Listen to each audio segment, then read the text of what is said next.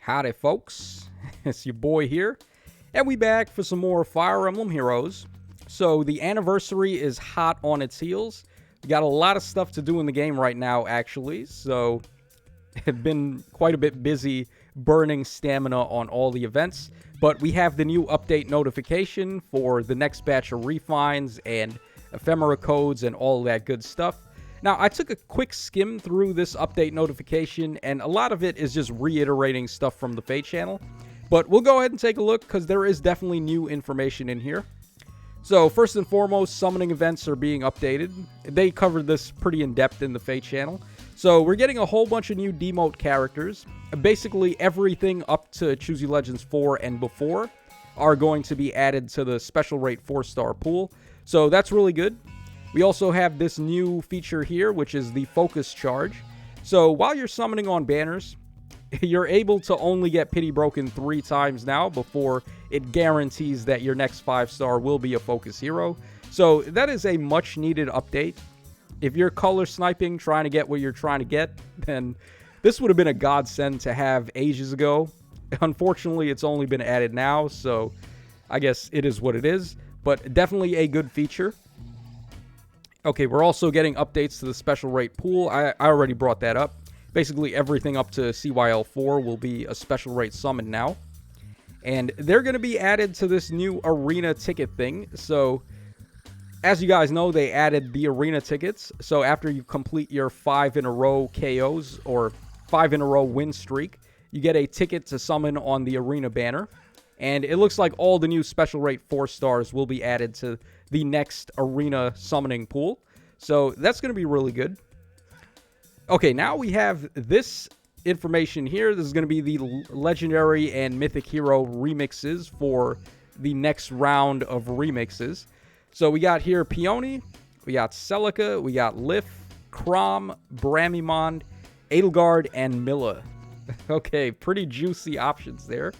Chrom and Milla are going to be real hype for me because I have Chrom at +9 and I got Milla at +10. So any buffs to them is definitely going to be wanted. I wonder what they're going to do for Chrom, actually, because if you look at Valentine Chrom, a lot of the groundwork that went into that unit came from Legendary Chrom. So, like, to change fate and being effective against armor and all of that good stuff, Legendary Chrom did it first. So, if they want to make Legendary Chrom as good as or better than Valentine Chrom, I'd be all for that. And then Milla's just really good for the isolation support. But if they give Milla combat potential or better supporting of her allies, like her weapon gives +2 to all stats on allies within a 7x7 grid, pretty big radius of effect. So you can expect that's going to be active most of the time. All they got to do is make Milla better. Like, make her a better support, make her a better fighter. It doesn't matter. Just make her better, and it's going to be good.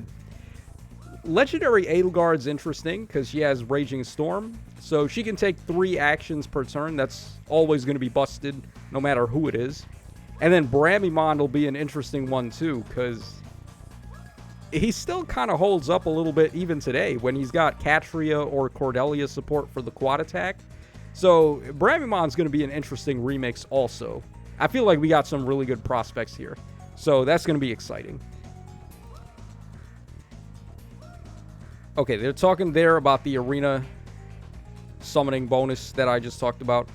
So, here are the skills for the new character remixes, but they already brought this up in the Fate channel. I'm not going to go too in detail here, but Thracier picks up Attack and Speed Ideal 4. That's going to replace Flashing Blade 4 if you want, or you can keep the former. And then on Killing Intent Plus, she gains Exposure, which is a very powerful effect. And it's going to target the closest enemies within 5 spaces and enemies in 2 spaces of those targets. So very easy to activate Exposure, and Exposure is pretty busted. So that's definitely going to make Thracier a lot better. And then for Peony on Gentle Dream Plus, they added 1 point of stats to her dance. So it went from all stats up 3 to all stats up 4.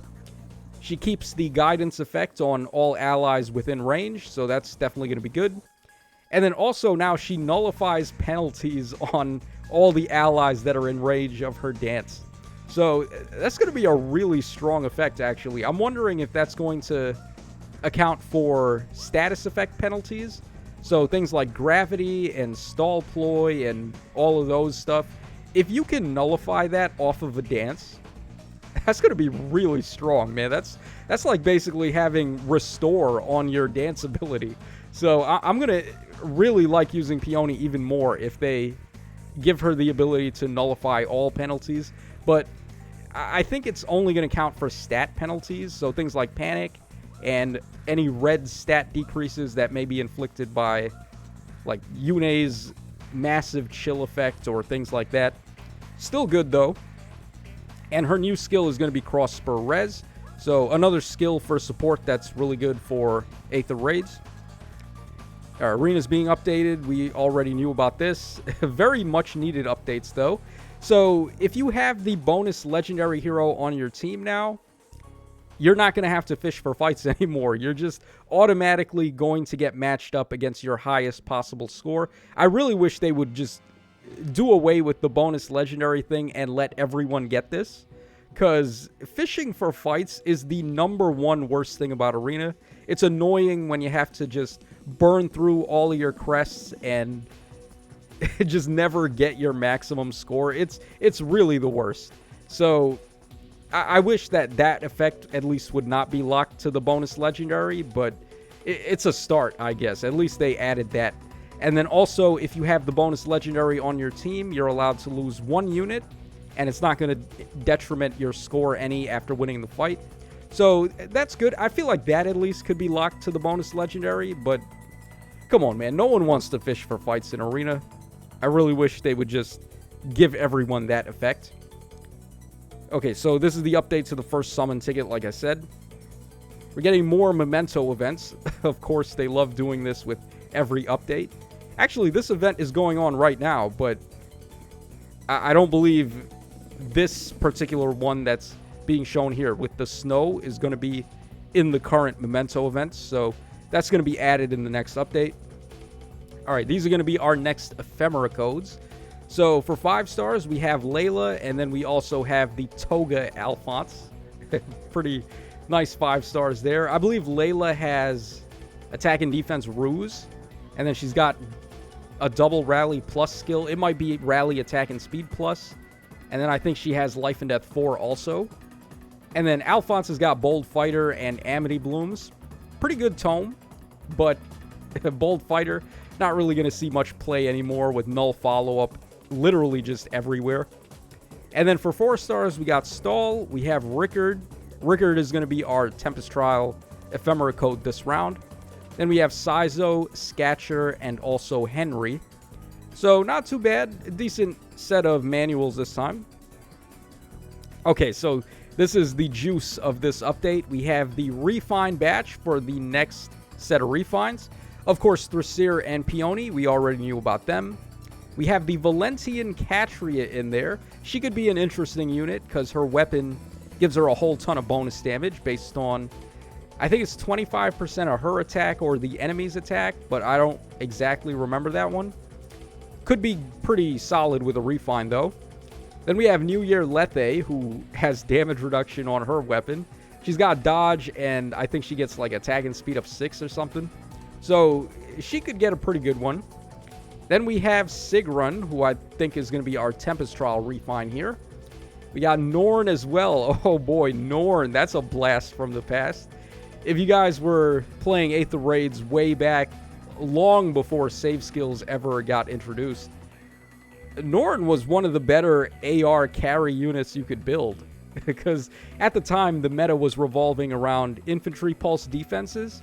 And you would just give Norn like guard bow with the refine, give her distant defense 4, and then give her pulse smoke. So she could just face tank all the enemy mages and also just hit them with pulse smoke to reset all their specials. So Norn was a really good unit back then. Unfortunately, that's not the case anymore, but maybe with this refine, Norn will be looking good again. So it's always nice when these fan favorite plus 10s are the ones that get the refines. And then finally, we got Dimitri. Okay, yeah, I'm pretty sure Dimitri's going to be bananas. Just looking at what they did to Claude. Claude had no business at all being as good as they made him. So Dimitri's probably going to be the winner of this batch as well. The Three Houses bias is just way too strong. But I would much prefer if one of the other characters get a better refine than him. Okay, we're getting updates to AR again. We're getting the Dark Shrine leveled up to level 10. That's good because Dark Shrine is basically one of the best structures on defense. All right, then we're getting more songs added to the concert hall. Keep Marching On from Shadow Dragon and Preparations from Engage. Yeah, that's a good track, actually. The menu theme from Engage, that one's pretty bumping. So I'm going to most likely pick that one up when it gets added. I don't remember which song Keep Marching On is, but I will say I may hate the hell out of Shadow Dragon. If it was up to me, I would just burn Shadow Dragon on the stake because I just hate that game so much. But I will say the music at least is very good in Shadow Dragon. So any tracks they add from there is definitely going to be good. And we're getting more accessories added to the accessory shop. As if anyone's going to be able to buy any of these after Legendary Veronica's. Oh, wait a second. They have another accessory that costs 5,000 points. It looks like a Veronica and Sharena hugging. Very interesting. Okay, so, yeah, I guess that's from the end of the Book 6 movie where Veronica and Sharena had a tea party, basically to celebrate the, like, how do I say this? Like, Emblem and Asker joining forces. So, another 5,000 R&R points. As if anyone has that much after buying Veronica, right? So, like, they need to chill with the 5,000 R&R thing. It takes way too long to get that much. But if you want any of the other ones, they only cost 380 points. So, that at least is good. Alright, Summoner Duels is being updated, so we're getting favor level increased up to 2,800. And your tier will no longer decrease, regardless of what tier you are in, while Summoner Duels S is active, even if you lose. That's... Wait a second. Is that what I think it means? Hold on, no. Okay, so tiers above a certain threshold may still decrease at the start of the following season, based on results of the Glory Reset. Okay, that... I was about to say, so... Basically, if you get to Tier 1 in Summoner Duels, and you just stop playing, you decide to coast, your rank will go down at the start of the next season. So, I've heard from Oblivion, it's just annoying if you get to Tier 1 and you want to try to just not worry about Summoner Duels anymore. That's not the case. Because they will rank you down like 2 or 3 tiers, and you have to keep playing to get all the way back up to rank 1.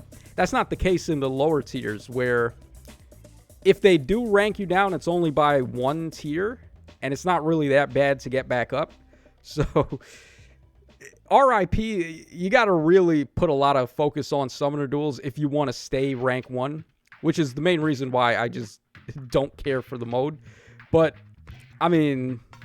I guess at least now you don't lose favor level when, or rank at least when you're losing fights in SDS. So that's okay. Alright, here are going to be the new heroic grails added. We got 3 this time. Very interesting. So we have Hans, we got Bruno, and we have Yarn. Okay. So Christmas Bruno and the New Year Yarn. Both pretty solid units. Bruno is the only free-to-play available armored tome unit, so that's nice. And then Yarn is just a really good Gale Forcer. He's very solid, he's very consistent, so I might actually go ahead and build Yarn once he's available. And not too sure about Bruno or Hans yet, though. Hans is a pretty solid unit, too. He's a really good infantry axe unit. But we have so many of those that it's kind of hard to keep justifying building them up.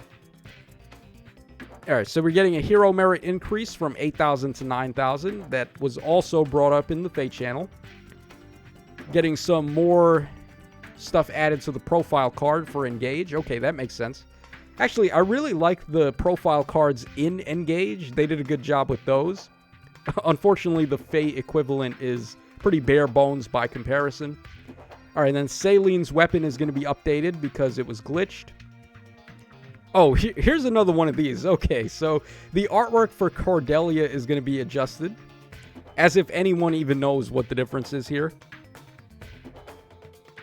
Yeah, I'm not even going to waste my time here. I'll just let somebody in the comments tell me what's different, because if it was up to me, I just have no idea.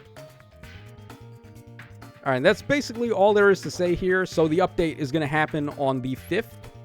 We should also be getting new banner information on the 5th also, because typically they do these updates and then they also drop a banner with them. So that covers us for the next round of updates. Let me know in the comments what you guys think about all this. Are you excited for all the new changes that the anniversary brought us? And which of the 2 remixes are you looking forward to the most? So this is your boy Tacho signing out.